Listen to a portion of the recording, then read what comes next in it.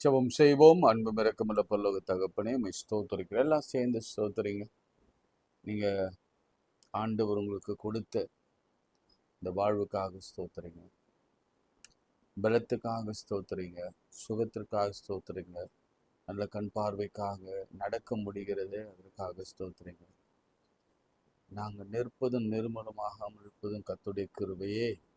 உம்முடைய இரக்கங்களுக்கு முடிவில்லை. தலைமுறை தலைமுறையாய் உம்முடைய இரக்கம் 1000 தலைமுறை மட்டும் உடைய இலக்கம் காண்பிக்கிறவரே, மக்கு நன்றி. யெகோவா ஈரே, எல்லாவற்றையும் பார்த்து கொள்கிறீரே, பரலோகம் எங்களுக்காக பார்த்து கொள்கிறதே, மக்கு ஸ்தோத்திரம். யெகோவா ரஃபா, சுகம் அளிக்கும் தேவனே, மக்கு ஸ்தோத்திரம்.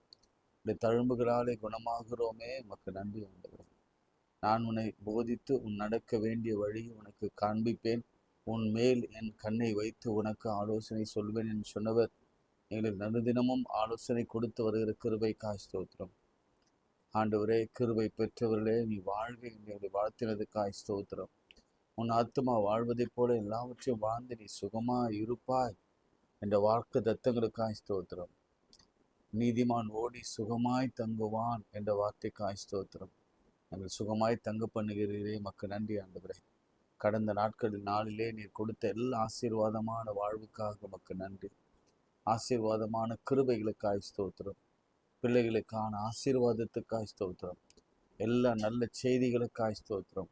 வீசாக்காக ஸ்தோத்திரம். நீர் எங்களுக்கு கொடுத்த வருமானத்துக்காக ஸ்தோத்திரம். எல்லாவற்றுக்கும் மேலே நீர் கொடுத்த ஊழியத்திற்காக நன்றி ஆண்டவரே. இந்த ஜெப நேரத்திற்காக நன்றி ஆண்டவரே. இந்த ஜெப நேரத்தில் நாங்கள் ஒரு கூட்டமாக இணைந்து 2-3 பேர்கள் நாமத்தினாலே எங்கிருந்தெல்லாம் கூடினாங்களோ அவங்க மத்தியிலே நான் இருப்பேன்னு சொன்னவர். இப்பொழுதும் லைவ்ல கலந்து கொண்டிருக்கிற ஒவ்வொரு மீதும் கர்த்தருடைய அபிஷேகம் இறங்கி வந்து அந்த வீட்டிலே ஒரு அற்புதம் நடக்கட்டும். இதை கேட்கிற எந்த நேரத்திலும் கேட்கிறவர்களுக்கு ஒரு அதிசயம் நடக்கட்டும். இயேசுவின் நாமத்தில் ஜெபிக்கிறோம் பிதாவே, ஆமென்.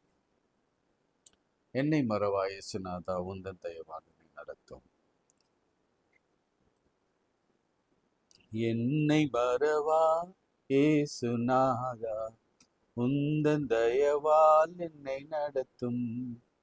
என்னை மறவா இயேசுநாதா, உந்தன் தயவால் என்னை நடத்தும். வல்ல ஜீவ வாக்குதத்தங்கள் வரைந்ததெனக்காய் ஈந்ததாலே ஸ்தோத்திரம்.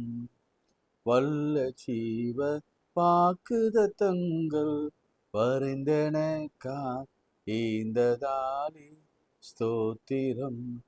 ஆபத்திலே அரும் துணையே, பாதைக்கு நல்ல தீபமிதே. ஆபத்திலே அரும் துணையே, பாதைக்கு நல்ல தீபமிதே. என்னை மறவா இயேசுநாதா, உந்தன் தயவால் என்னை நடத்தும். பயப்படாதே, வலக்கரத்தாலே பாதுகாப்பேன் என்றதாலே ஸ்தோத்திரம். பயப்படாதே, வலம் கரத்தாலே பாதுகாப்பேன் என்றதாலே ஸ்தோத்திரம். பாசம் என்மேல் நீ வைத்ததினால் பறிக்க இயலாதே வரும் என்னை. பாசம் என்மேல் நீ வைத்ததினால் பறிக்க இயலாதே வரும் என்னை. என்னை மறவா இயேசுநாதா, உந்தன் தயவால் என்னை நடத்தும். தாய் தன் சேயை மறந்து விட்டாலும் மறவேன் உன்னை என்றதாலே ஸ்தோத்திரம். தாய் தன் சேயை மறந்து விட்டாலும் மறவேன் உன்னை என்றதாலே ஸ்தோத்திரம். வரந்திரன்றோ உள்ளங்கையில் உன்னத எந்தன் புகலிடமே. வரந்திரன்றோ உள்ளங்கையில் உன்னத எந்தன் புகலிடமே. என்னை மறவா இயேசுநாதா, உந்தன் தயவால் என்னை நடத்தும். கைகளை உயர்த்தி உங்களுக்கு என்ன வேணுமோ அதை மனசுல நினைச்சு வாயில சொல்லுங்க. வாயை திறந்து சொல்லுங்க. ஆண்டவரே, என்ன நீங்க மீட்கணும். எப்படி இஸ்ரவேலை மீட்டு ரட்சித்தீங்களோ, எங்க குடும்பத்தை மீட்டு ரட்சித்து அன்று மோசேக்கு அளித்த பதிலை எங்களுக்கு தாங்க. எசேக்கியா போல கையை நீட்டி செபிக்கிறோம். எங்க பிராணனை திரும்ப அழிவுக்கு விலக்கி காத்துக்கொள்ளுங்க. சாலமோனை போல செபிக்கிறோம். ஞானத்தினால் நிரப்புங்க. நீர் நாங்கள் கேட்காத ஐஸ்வர்யத்தை எங்களுக்கு தாங்க. எலியாவை போல செபிக்கிறோம். கருத்தாய் செபிக்கிறோம். ஆசீர்வாத மழை வரட்டும். எலிசாவை போல செபிக்கிறோம். உன்னதத்திலிருந்து பலன், உன்னதத்திலிருந்து அற்புதங்கள் வரட்டும் ஆண்டவரே. எலியா செய்ததை விட 2 மடங்கு அற்புதங்கள் எலிசா செய்தது போல நாங்கள் அதை விட 2 மடங்கு அற்புதங்களை என் தேவனாகிய கர்த்தரிடத்திலிருந்து பெற்றுக்கொள்ளும்படியான கிருபையை தாங்க ஆண்டவரே. எப்பொழுதும் திருமணமாகாது இருக்கிற பிள்ளைகளுக்கு திருமணம் நடக்கிற அந்த சத்தத்தை நான் கேட்கிறேன். என் கண்களிலே பார்க்கிறேன். குழந்தை இல்லாத கர்ப்பங்களிலே கர்த்தர் ஒரு குழந்தை வைக்கிறதை என்னுடைய ஆவியின் கண்களிலே பார்க்கிறேன். பிரிந்த குடும்பங்கள் ஒன்றாக இணைகிறத என் கண்களிலே பார்க்கிறேன். முள்ளில் உதைக்கிறது உனக்கு கடினமா என்ற வார்த்தையை நான் வைக்கிறேன். ஆண்டவர், இந்த வேளையிலும் கூட வறுமையிலே, கடனில், பிரச்சனையில இருக்கிற ஒவ்வொரு பிள்ளைகளுக்கும் கர்த்தர் ஒரு தீர்வை ஏற்படுத்துகிறார். இயேசுவின் நாமத்தில் செபிக்கிறோம் நல்ல பிதாவே, ஆமென், ஆமென். பிரியமானவர், நேற்று நம்ம மதர் தெபோரா குறித்து நாம் பார்த்தோம். இடையிடையே எப்படிலாம் ஒரு மனைவி இருக்கக்கூடாது என்பதையும் குறித்து ரொம்ப ப்ராக்டிக்கலாக சிந்தித்தோம். அநேகருடைய இருதயம் இதனாலே தொடப்பட்டதுக்காக நான் ஆண்டவரை மூலமாக நான் ஸ்தோத்திரிக்கிறேன். இந்த நாளிலும் கூட இந்த வாரம் முழுவதும் மதர் தான். அதனால மதரை குறித்து தான் நான் பேச போகிறேன். அம்மாவை குறித்து தான் பேச போகிறேன். இன்னைக்கு ஒரு வயசான அம்மாவை குறித்து நான் உங்களோடு கூட பேச போகிறேன். அந்த அம்மா பெயர் எலிசபெத்.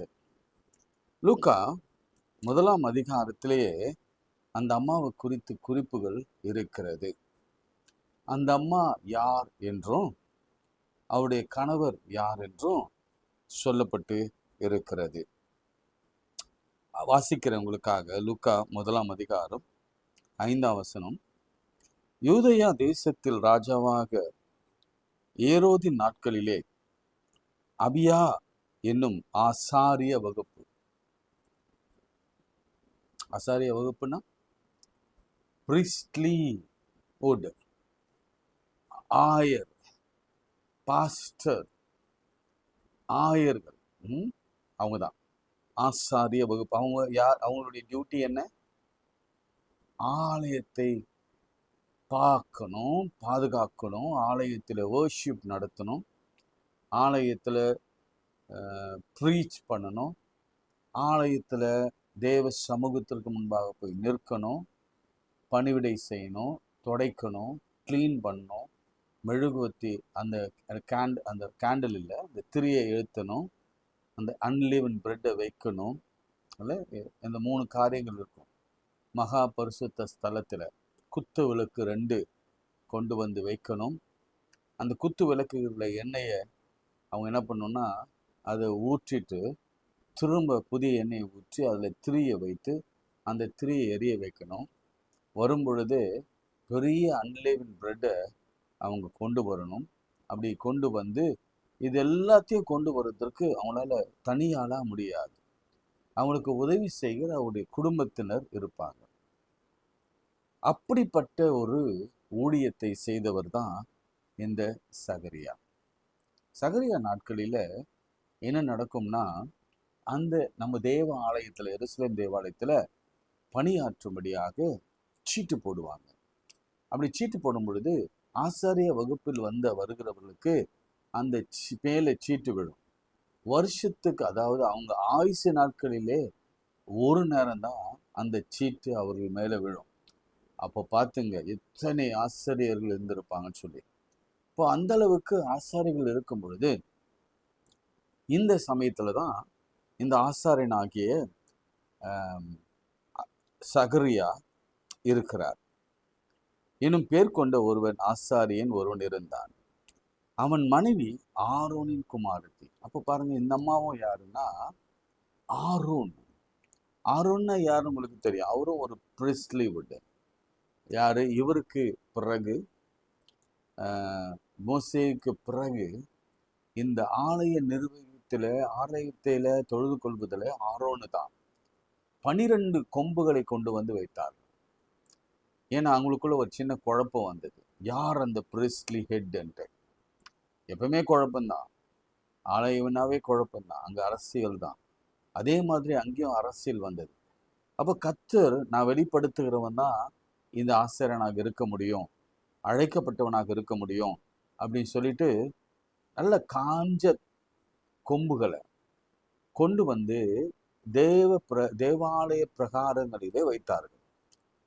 அப்போ ஆண்டவர் சொன்னார், இந்த இரவே இந்த காய்ந்து போன இந்த சரகு அல்லது இந்த கட்டை என்ன போமா, பூ பூத்து காய் காத்து இலை முதலை துளிர்த்து தளிர்த்து பூ பூத்து காய் காத்து வாதுமை பழங்களை விடுகிறது எதுவோ அதுதான் கர்த்தரால் தெரிந்து கொள்ளப்பட்ட பாத்திரம்.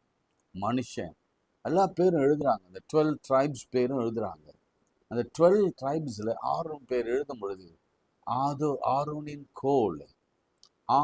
கோல் தளிர்த்தது, துளிர்த்தது, பூத்தது, காய்த்தது, வாதுமை பழங்களை கொடுத்தது.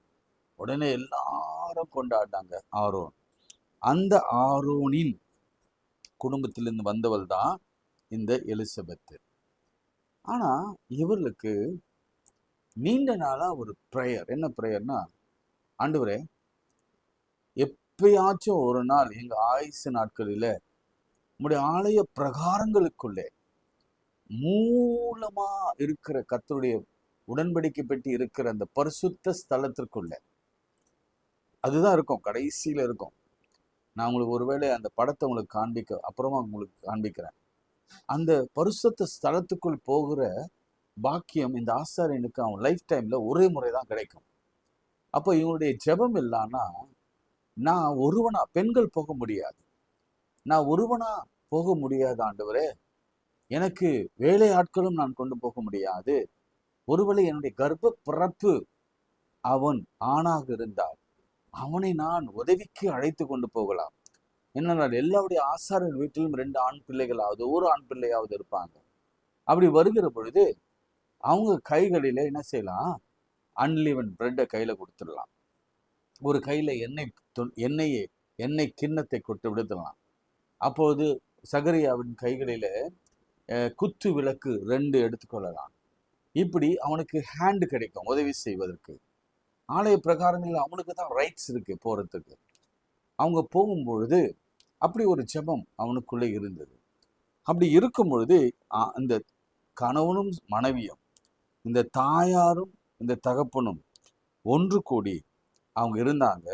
அவங்களுடைய குவாலிஃபிகேஷன் பாருங்க, எப்படி தெபராலின் குவாலிஃபிகேஷன் இருந்ததோ அதே போல அவர்கள் இருவரும் கத்தரிட்ட சகல கற்பனைகளின்படியேயும் நியமங்களின்படியேயும் குற்றமற்றவர்களாய் நடந்து தேவனுக்கு முன்பாக நீதி உள்ளவர்களாய் இருந்தார்கள். எலிசபெத்து மலடியாய் இருந்தார். இவ்வளவு நல்ல குவாலிட்டி இருக்கு, ஆனா ஒரு குறை இருக்கு. இன்னைக்கு பிரியமானவர்களே, நாம ஆசாரிய வகுப்பை சார்ந்தவர்கள் அல்ல, நாம் ஆரோனின் குடும்பத்தில் வந்தவர்கள் அல்ல, நம்ம லேவியின் கோத்திரத்திலிருந்து வந்தவர்களும் அல்ல, நம்ம அந்த பிரதான ஸ்தலத்திற்குள்ளே போகிற பரிசுத்த ஸ்தலத்துக்குள்ளே போகிற அந்த பிரகாரங்களுக்குள்ள போகிற தகுதி நமக்கு இல்லை. ஆனாலும் கூட ஓரளவுக்கு நாம் உண்மை முத்தமாய் நடந்து வருகிறோம். ஆனாலும் நமக்கு ஒரு குறை உண்டு. இன்னைக்கு உலகத்துல எவனாலும் சரி, யாராலும் சரி, குறை இல்லாதவன் உலகத்துல ஒருவரும் இல்லை. அவர் நல்லவர்களாக இருக்கட்டும், தீயவர்களாக இருக்கட்டும், ஏதாவது ஒரு குறைய கர்த்தர் வைத்திருப்பார். சிங்கக்குட்டிகள் தாட்சியடைந்து பட்டினியாயிருக்கும் கர்த்தரை தேடுவதற்கு ஒரு குறையும் வராது என்று சொன்னவர். ஆனா சில நேரங்களில இந்த கடைசி காலங்களில குறை உண்டு. ஏன் வரணும்னா, கர்த்தரை தேடுகிற உணர்வுள்ள இருதயத்தை கர்த்தர் தேடி பார்க்கிறார். குறை இருந்தாதான் கர்த்தரை தேட வரலாம், அப்படின்லாம் கர்த்தரை தேட மாட்டான். எனவே குறை அவசியம், குறை தேவைதான். குறை இருந்தால்தான் நம்ம கர்த்தரை தேடுவோம். அதனால குறை இருக்கு, என் வாழ்க்கையில இந்த பிரச்சனை இருக்கு, என் கடன் இருக்கு, இந்த தேவை இருக்கு, குழந்தை பிறக்கல, திருமணம் ஆகல, நான் உண்மையும் உற்சவமாய் சன்மார்க்கனா யோபு போல நான் வாழ்கிறேன் என்றெல்லாம் நீங்க புலம்பிக் கொண்டிருந்தால் போதாது. அந்த குறைக்கும் ஒரு காரணம் உண்டு. அந்த குறைக்கு பின்னாடி கர்த்தர் ஒரு மகிமையான நிறையை வைத்திருக்கிறார். அதை நீங்க பார்க்க முடியாதபடிக்கு நம்முடைய கண்கள் மறைக்கப்பட்டிருக்கிறது. அவருடைய பிளான் இந்த இந்த குறைக்கு தாண்டி இருக்கிறது. இத்தனை வருஷம் வெயிட் பண்றாங்க. அவங்க மலடியா இருந்தாங்க. இருவரும் வயது சென்றவர்களாக இருந்தார்கள். அப்படி இருக்க அவன் தன்னுடைய ஆசாரிய வகுப்பின் முறைப்படி தேவ சந்நிதியிலே ஆசாரிய ஊழியம் செய்வதற்கு காலம் வந்தது. ஆசாரிய ஊழியம் பண்ணும்படி தேவாலயத்துக்குள் பிரவேசித்து தூபம் காட்டுகிறதுக்கு சீட்டை பெற்றான். தூபம் காட்டுகிற வேளையிலே ஜனங்களெல்லாம் கூட்டமாய் வெளியிலே ஜெபம் பண்ணி கொண்டிருந்தார்கள். அப்பொழுது கர்த்தருடைய தூதன் ஒருவன் தூப பீடத்தில் வந்து வலப்பக்கத்தில் நின்று அவனுக்கு தரிசனமானார். இப்ப கவனிங்க, அப்பாவை பார்த்து சொல்றாரு, சகரியாவே. அவனை கண்டு கலங்கி சகரியா அவனை கண்டு பயம் வந்தான். தூதன் அவனை நோக்கி, சகரியாவே பயப்படாதே, உன் வேண்டுதல் கேட்கப்பட்டது. இன்னைக்கு ஒவ்வொரு தாய்மார்களுக்கும் தகப்பன்மார்களுக்கும் ஆண்டவர் கொடுக்கிற செய்தி என்னவென்று சொன்னார். ஒரு என்கரேஜிங் செய்தி, ஒரு வித்தியாசமான செய்தி என்ன சொன்னார். நீங்க நீண்ட நாட்கள் கேட்டுக்கொண்டிருக்கிற ஒரு ஜெபத்திற்கு ஆண்டவர் ஒரு முடிவை ஏற்படுத்தி ஒரு தூதனை, விசேஷ தூதனை அனுப்பி, அவர் அருகிலே இருக்கிற வலப்பக்கத்தில் இருக்கிற ஒரு தூதனை அனுப்பி அவர் உங்களை என்னை பார்த்து சொல்கிறார், உன் வேண்டுதல் கேட்கப்பட்டது. ஆமென் சொல்லுங்க நல்ல சத்தமா. உன் வேண்டுதல் கேட்கப்பட்டது. இதுவரைக்கும் காத்திருந்து காத்திருந்து காத்திருந்து உடல் இளைத்து போயிற்று, வயதும் ஆகி போயிற்று. இனி நடக்குமா என்ற கேள்வி கூட உங்களுக்கு வாழ்க்கையில வந்து விட்டது. ஆனால் ஆண்டவர் சொல்லுகிறார், பயப்படாதே, உன் வேண்டுதல் கேட்கப்பட்டது. உன் மனைவியாகிய எலிசபெத்து உனக்கு ஒரு குமாரனை பெறுவாள். அவளுக்கு யோவான் என்று பெயரிடுவாயாக. உனக்கு சந்தோஷம் மகிழ்ச்சியும் உண்டாகும். அவன் பிறப்பு நிமித்தம் அநேகர் சந்தோஷப்படுவார்கள். அவன் கர்த்தருக்கு முன்பாக பெரியவனாய் இருப்பான். திராட்சரசும் மதுபானம் குடியான். தன் தாயின் வயிற்றில் இருக்கும் போதே பரிசுத்த ஆவியால் நிரப்பப்பட்டிருக்கிறான். இவன் இஸ்ரவேலின் சந்ததியார் அநேகரை அவர்கள் தேவனாகிய கர்த்தரிடத்துக்கு திருப்புவான். பிதாக்களுடைய இருதயங்களை பிள்ளைகளிடத்திற்கும் கீழ்ப்படியாதவர்களை நீதிமானுடைய ஞானத்திற்கும் திருப்பி உத்தமமான ஜனத்தை கர்த்தருக்கு ஆயத்தம் பண்ணும்படியாக அவன் எலியாவின் ஆவியும் பலமும் உடையவனாய் அவருக்கு முன்பாக நடப்பான். அப்போது சகரியா தேவதூதனை நோக்கி, இதை நான் எதனால் அறிவேன்? நான் கிழவனாயிருக்கிறேன், என் மனைவியும் வயது சென்றவளாய் இருக்கிறாள் என்றார். தேவதூதன் அவனுக்கு பிரதியுத்தரமாக, தேவ சன்னதியில் நிற்கும் கப்ரியேல் என்னும் தூதன் உன்னோடு கூட பேசவும் உனக்கு இந்த நற்செய்தியும் அளிக்கும்படி, நற்செய்தி அறிவிக்கும்படி அனுப்பப்பட்டு வந்தேன். அப்படின்னா என்ன அர்த்தம் தெரியுமா? கர்த்தர் சொல்றார், கப்ரியேல் எழுந்துரு, உடனே போ. என் பையன், என் மகன், என்னுடைய மகன் தேவாலயத்தில் அவனுடைய ஆசாரின் முறைமையின்படியே தூபம் காட்டி கொண்டிருக்கிறான். அவனுக்கு இந்த செய்தியை சொல். வெகு நாளா குழந்தை இல்லாமல் இருக்கிறான், அவனுக்கு நான் ஒரு குழந்தையை கொடுப்பேன். அப்போ பாருங்க, உன்னோடு கூட நான் இந்த செய்தியை அனுப்பிக்க வந்தேன். இதோ தகுந்த காலத்தில் நிறைவேறப் போகிற என் வார்த்தைகளை நீ விசுவாசியாமல் படியினார் இவையில் சம்பவிக்க நாள் மட்டும் நீ பேசக்கூடாமல் இருப்பாய். பேசக்கூடாமல் இருப்பாய். இப்போ அப்பாவை பத்தி நான் பேசுறேன். ஒருவேளை ஆண்டவர் அவன் வாயை அடைக்காமல் இருந்திருந்தால், ஏன் அடைத்தார் என்ற கேள்வி நான் வைக்கிறேன்.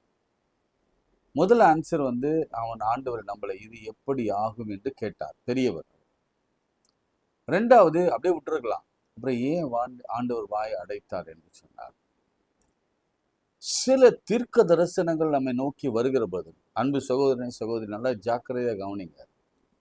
சில நேரங்களில் கர்த்தர் தம்முடைய திருமறையினாலே திருமறையின் வழியாக நம்மோடு கூட பேசும் பொழுது, ஃபார் எக்ஸாம்பிள், உன்னை நான் பெரிய சாதி ஆக்குவேன், உன் கர்ப்பத்தை திறப்பேன், ஆசீர்வதிப்பேன், உனக்கு ஒரு திருமண வாழ்க்கையை நான் கொடுப்பேன், உன் வியாதிகள் எல்லாம் நீங்க, உன் கேன்சர் மறைந்து போகும், உன் சர்ம வியாதிகள் இன்னோடு கூட மறையும் அப்படின்னு தீர்க்க தரிசனமா கர்த்தருடைய வார்த்தை திருமறையிலிருந்து நம்ம அதிகாலையில நம்ம கேட்கிறோம்னு வச்சுக்கோங்களேன்.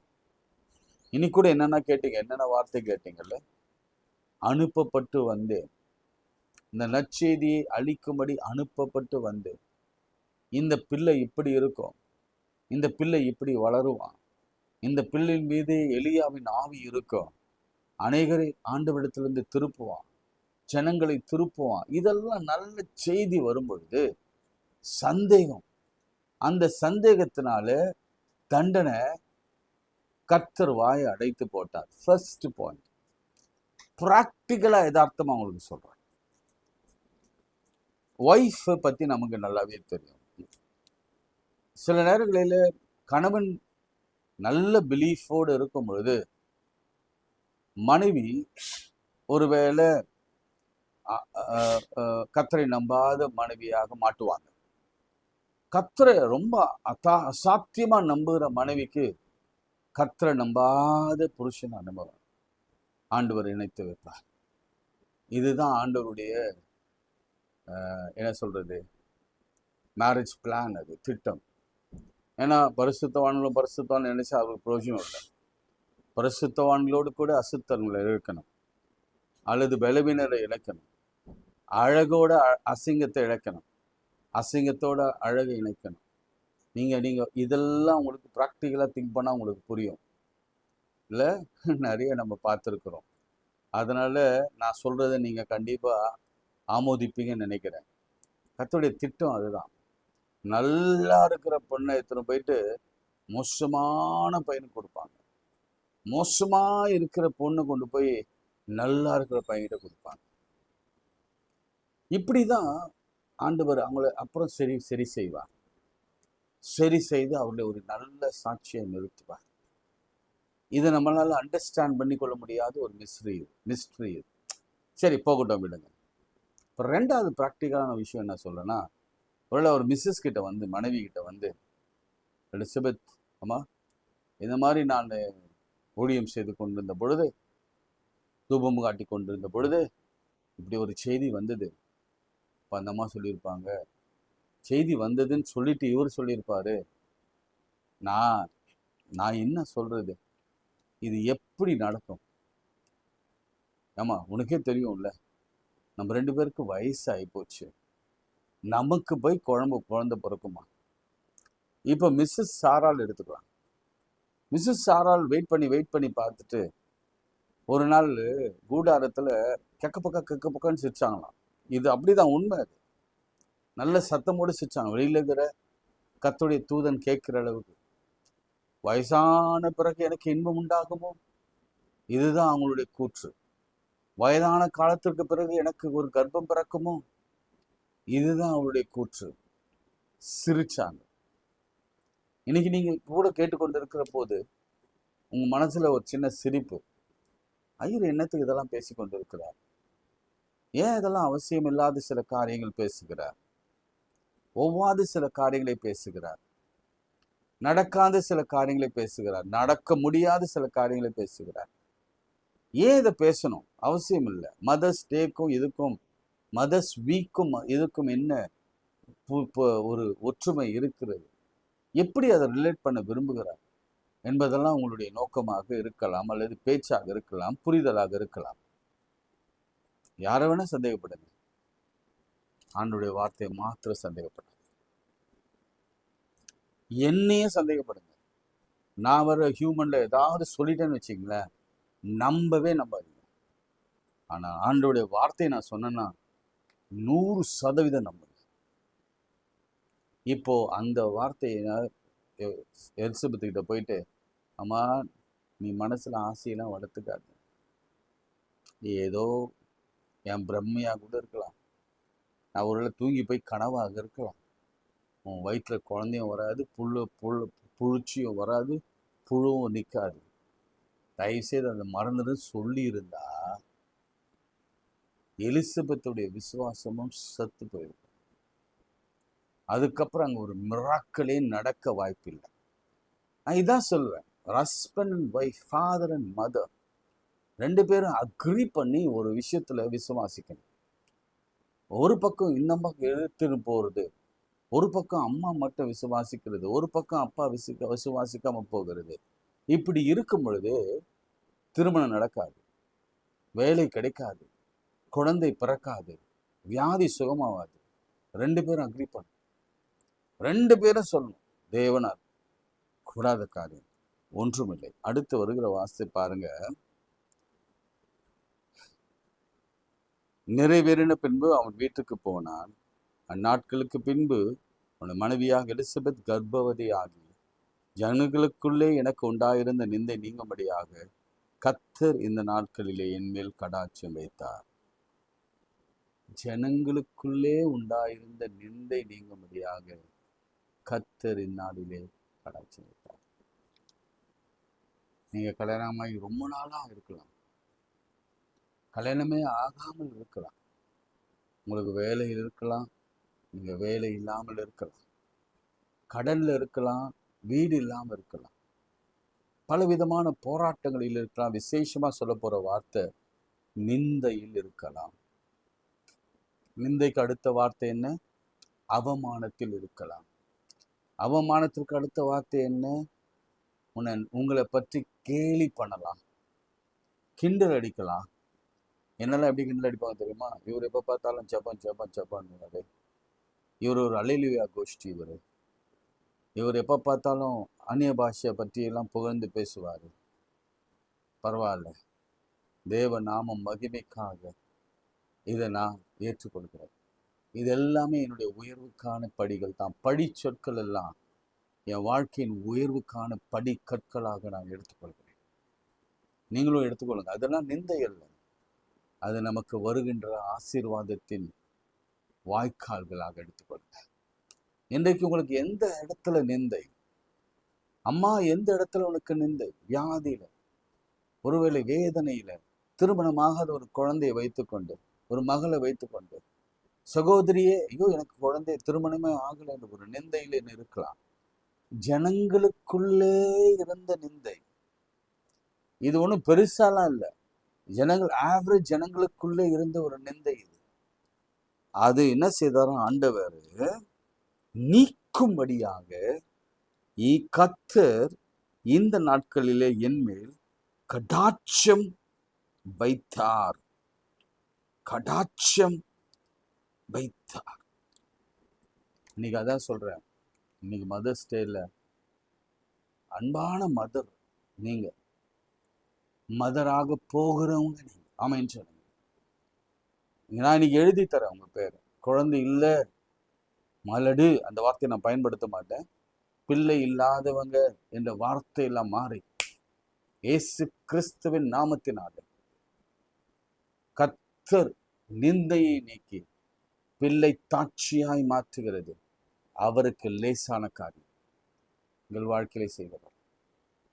திருமணத்தில் எவ்வளவு அற்புதம் நடக்குது தெரியுமா? உங்கள் வாழ்க்கையில் நடக்கும். வேலைக்கான எவ்வளவு அற்புதங்கள், வாசல்கள் திறக்கப்படுகிறது தெரியுமா? உங்கள் வாழ்க்கையில் நடக்கும். எத்தனையோ மருத்துவர்களை பார்த்தீங்க, திடீரென்று ஒரு மருத்துவரிடத்துல மருத்துவமனைக்கு சென்றிருக்கிறீங்க, அங்க ஒரு பெரிய மிராக்கல். வேலையில, வீசாவில், சரீரத்துல எந்த பாடுகள் இருந்தாலும் ரிசல்ட்ல எவ்வளவு பெரிய மிராக்கல், எவ்வளவு மார்க்ஸ். நீட்காக ப்ரிப்பேர் பண்றீங்க, கர்த்தர் நிச்சயமாக உங்க இடத்துல ஒரு மருத்துவரை உண்டாக்குவார். நல்லது நடக்கும். இதுவரைக்கும் உங்களுக்குள் இருந்த ஜனங்களுக்குள் இருந்த உன் நிந்தை நீங்கும்படி இந்நாளிலே கர்த்தர் கடாட்சம் வைத்தார். உன் நிந்தைக்கு ஒரு முற்றுப்புள்ளி கர்த்தர் வைக்கிறார். மதர் எலிசபெத், ஃபாதர் சகரியா வாழ்க்கையை வைத்து சொல்லுகிறேன், பூமியிலே அவர்களுக்கு இருந்த நிந்தையை கர்த்தர் இமைப்பொழுதிலே மாற்றி போட்டார். After long years of waiting, அநேக நாள் காத்திருந்து காத்திருந்து காத்திருந்து காத்திருந்து அவங்க அந்த புதையலை பெற்றுக்கொண்டார். அது கூட ஆச்சரியமான புதையல். இயேசு கிறிஸ்துவின் முன்னோடியாய் போய் இயேசு கிறிஸ்துவை வாழ்த்துகிற இந்த மாதிரி ஒருவரை நான் இஸ்ரவேலிலே பார்க்கவில்லை. இப்படிப்பட்ட ஒரு தீர்க்கதரிசியை நான் காணவில்லை. அப்புறம் யோவானுடைய அடக்கம் என்னன்னா, அவர் பெருக நான் சிறுக. அவன் ட்ரெஸ் எல்லாம் பார்த்தீங்கன்னா ஆச்சரியம். இதெல்லாம் வளர்க்க ஒரு தாயால தான் முடியும்.